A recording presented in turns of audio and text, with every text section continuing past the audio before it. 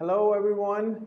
Today I'm here for a lesson, and that is about Duolingo. I'm a Duolingo top scorer and a certified English language instructor. I want to tell you a few things on how to know whether a word is English or not.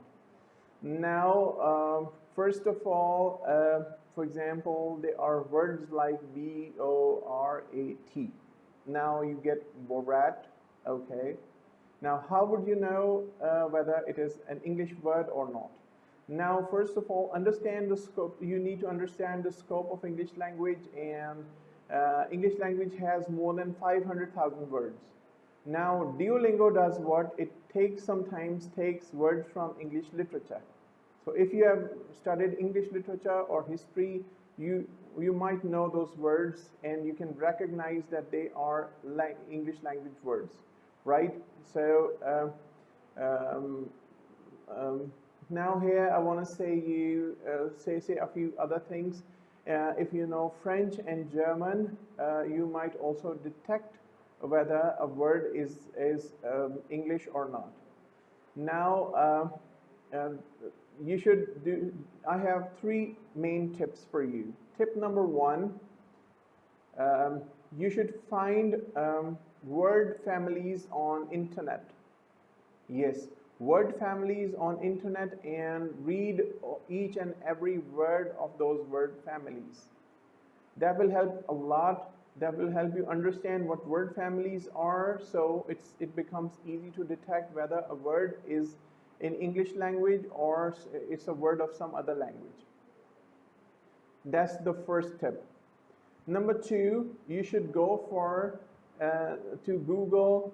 Then you should write down 5-letter words or 6-letter words or 7-letter words, because most of the words I've seen in the list are 5, 6, or 7-letter words.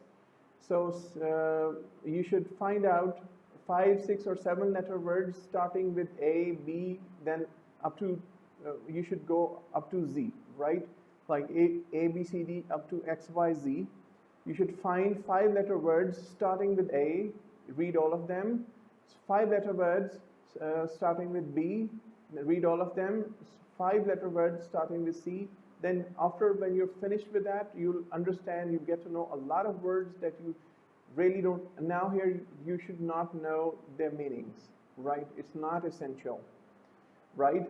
So when you're done with 5-letter words, then you should go for 6-letter words, then 7-letter words, and then 8-letter words.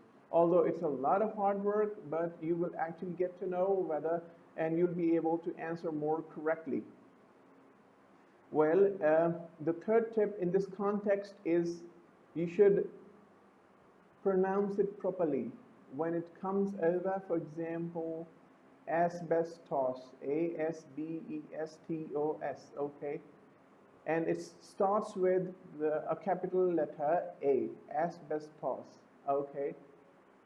Does it seem to be an English word? Yes, of course. Now it's an English word because it's the name of a metal, right? For example, you can get some words can be pretty confusing because you can find them in French, for example, Renaissance. The same spellings, the same one is called Renaissance, right, in English.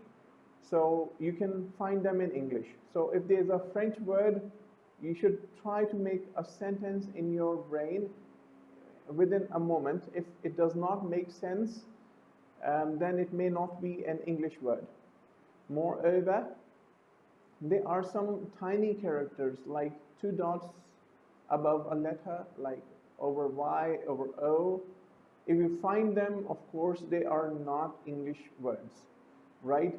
Another thing, a word which is like that has E and there's a cut above that, and that's called resume, right? So resume is an English word, but it has an E with a tiny cut on its top. So that's an English word. That's the only exception.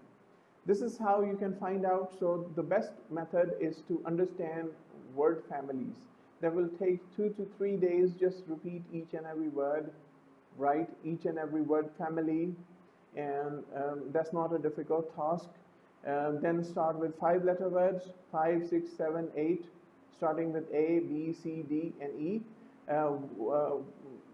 Actually, Google gives you, there are some websites, and Google finds you those websites, and it becomes very easy for you to answer to that question, and in this way you can get a high score.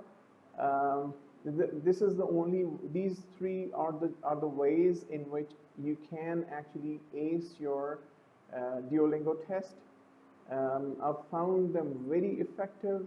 If you need some further guideline, please post in the comments, and please subscribe to this channel, because I'm going to help you big time if you're going to take IELTS or Duolingo. Thank you so much. Have a great day. Have a great life. Best of luck to all of the aspirants of IELTS and Duolingo.